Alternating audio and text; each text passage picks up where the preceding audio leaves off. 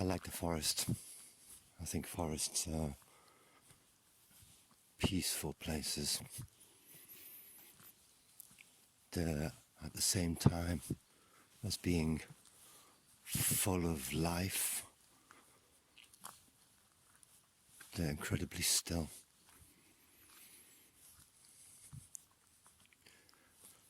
And they're also full of death. It's strange that we see death as something horrible. How can you do meditation? How can you be at peace? How can you rest in awareness when there's so much suffering and so much death going on in the world? How can you see that as being okay? It's one of the questions often asked of spiritual teachers. How can you be in a state of finding everything okay, life as it is, and yet there's so much suffering in the world? Walk through a forest. You see all of the phases that we go through. Birth, young saplings, the strong trees trying to push each other to the side to try and get to the light. Competition.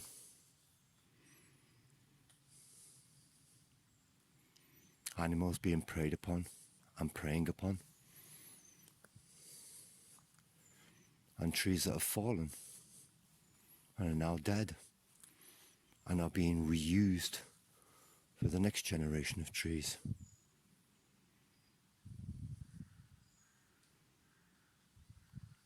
The thing that makes suffering for us seems to be consciousness.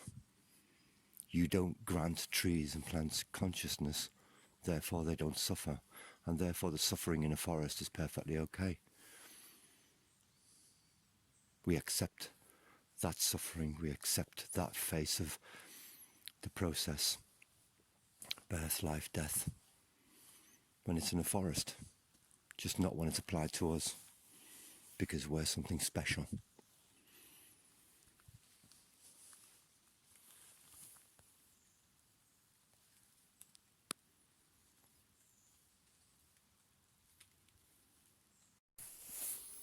And I think to an extent that therein lies our unhappiness.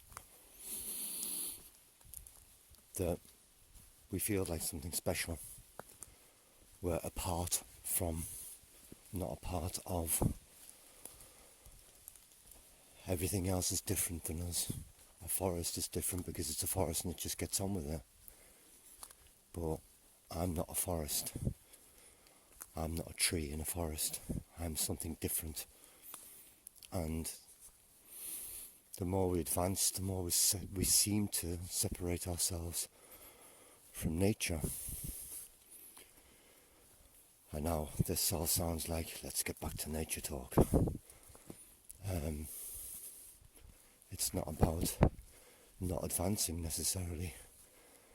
You can still advance and be a part. Because I think it's a state of awareness, a state of being aware that you are a part of an entire process.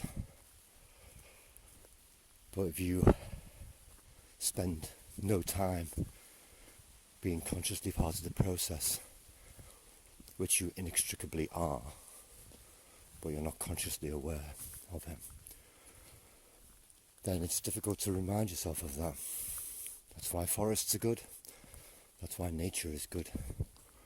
A permanent reminder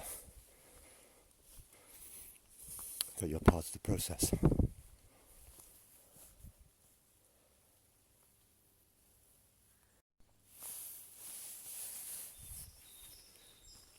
And a forest is, I find, a beautiful reminder of how robust and yet delicate the process is.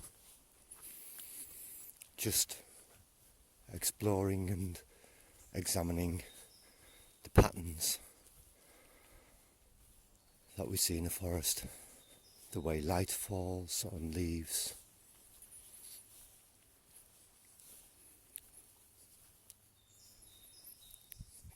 the way leaf structures are made.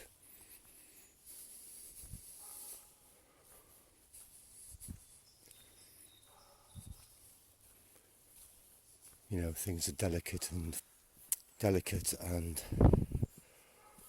fragile. Fragile was the word I was looking for.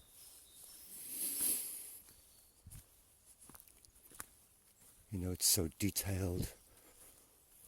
Every little part, every wrinkle on every tree. And yet at the same time, robust.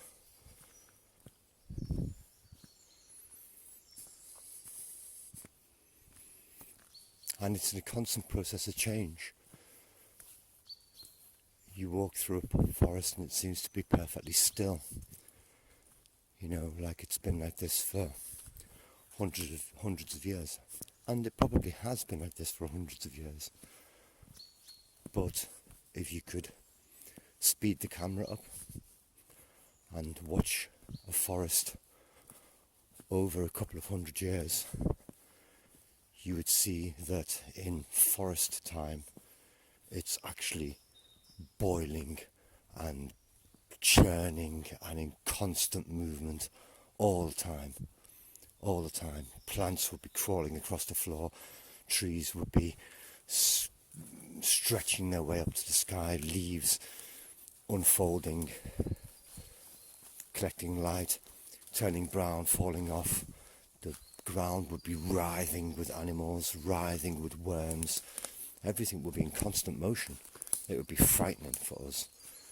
But we live in a time capsule, in a time phase that is different than the forest.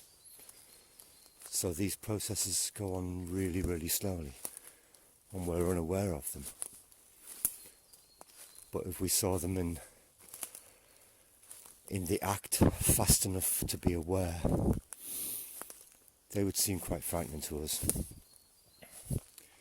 Instead, it seems tranquil and peaceful.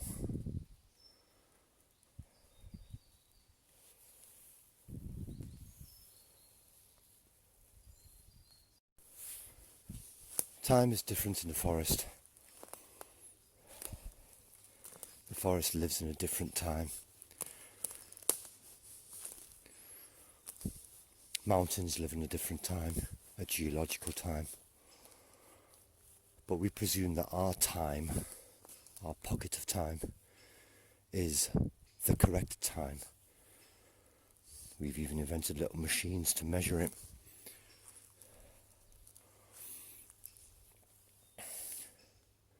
But it seems to be an illusion, like everything else. It seems an illusion when you meditate, because a moment can be a minute, an hour, or centuries.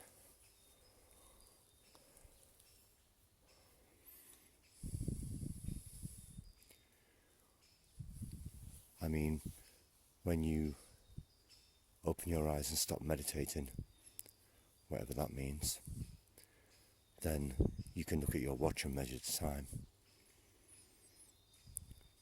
But in the moment that you sit in awareness, awareness knows no time. And an hour past might as well be a year or a second.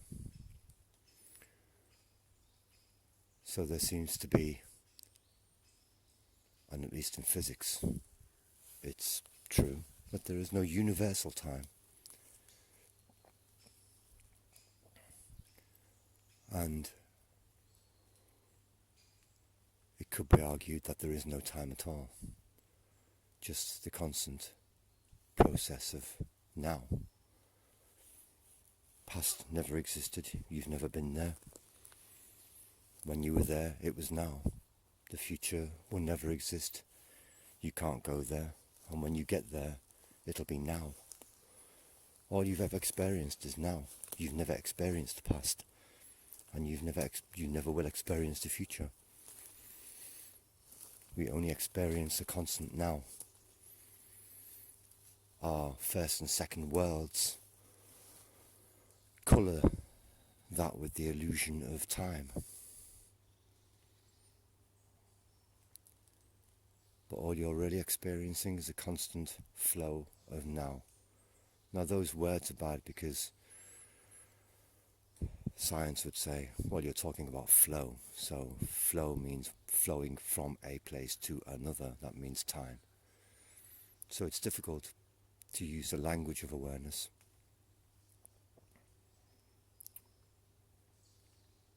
But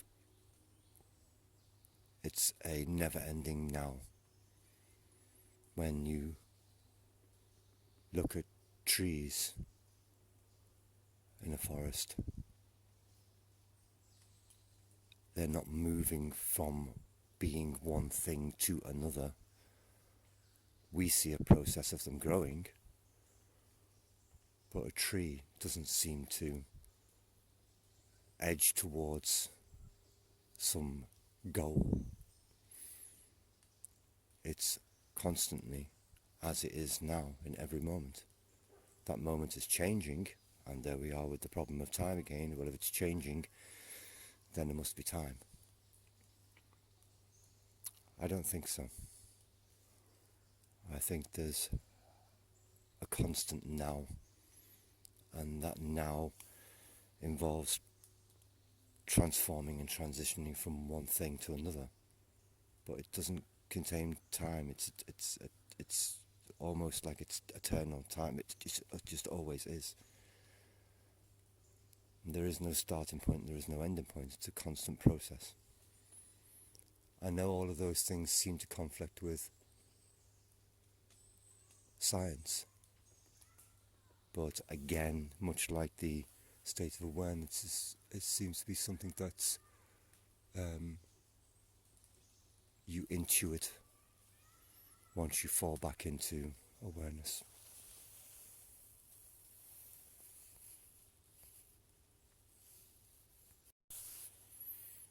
In any case,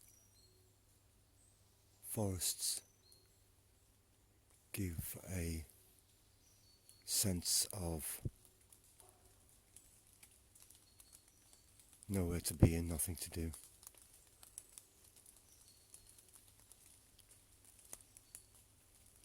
There's a process going on, and you feel part of the process, and the process has a time of its own, and so you seem to slow down in a forest, adapting to its time zone. I suppose that's true of all nature.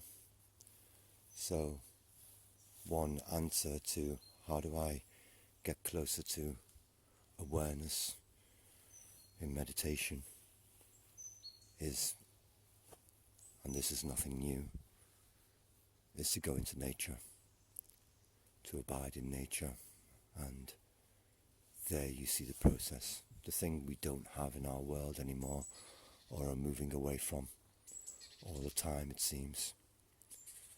And so we lose our way. So go and find the way in nature.